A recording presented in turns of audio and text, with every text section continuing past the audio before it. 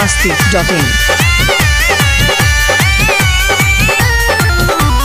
अइला लॉकडाउन में टाउन से घरे जिद करता रह तू सोते के जारे अरे दूर रहा। अइला लॉकडाउन में टाउन से घरे जिद करता रह तू सोते के जारे। अइला तो ठीक है कैला बाकी सुत जा भर पेट खा के। अइला तो ठीक है कैला बाकी सुत जा भर पेट खा के। अरे बुझला जानी चुम्मा देता का जानी चुम्मा देता काहे? मुँह में से मिठाई जरी लगा के। जानी चुम्मा देता मुँह में से मिठाई जरी लगा के। ओहो अरे दूर रहा।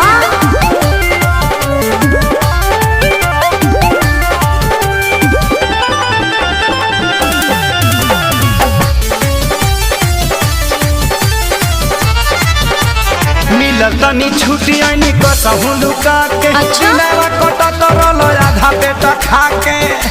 का बताई अच्छा कुछ दिन ना दूर हमसे रह पिया देहिया पाया के जनी ढह पिया। पता बा हमारा काहे खातिर आइल बड़ो गुत्ता के। पता बा हमारा काहे खातिर आइल बड़ो गुत्ता के। जौन सोचत बड़ा ना होई। जानी चुम्मा देता चुप रहा। जानी चुम्मा देता ना मनवा। मुँह से मिठाई जरी लगा के। जानी चुम्मा देता मुँह में से मिठाई जरी लगा के। और जीत कहे पहले बड़ा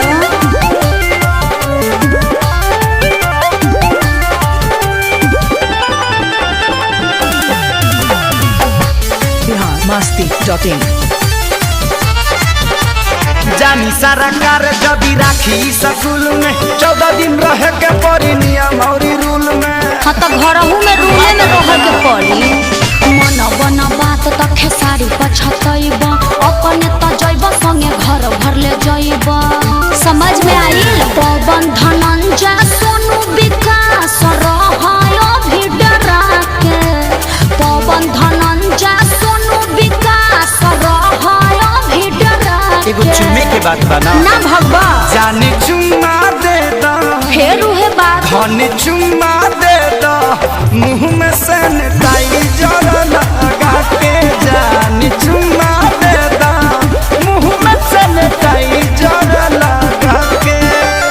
अइला लॉकडाउन में टाउन से घरे जिद करता रह तू सोते के जारे। अइला तो ठीक है कैला बाकी सुत जा भर पेट खा के। अइला तो ठीक है कैला बाकी सुत जा भर पेट खा के। अरे बुझला जानी चुम्मा देता का जानी चुम्मा देता काहे? मुँह में से मिठाई जरी लगा के।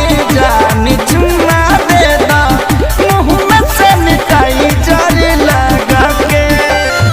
चुपचाप घर में बंद रहो ना तो मुखिया जी के फोन कर दे अभी टांग ले जाइए। biharmasti.in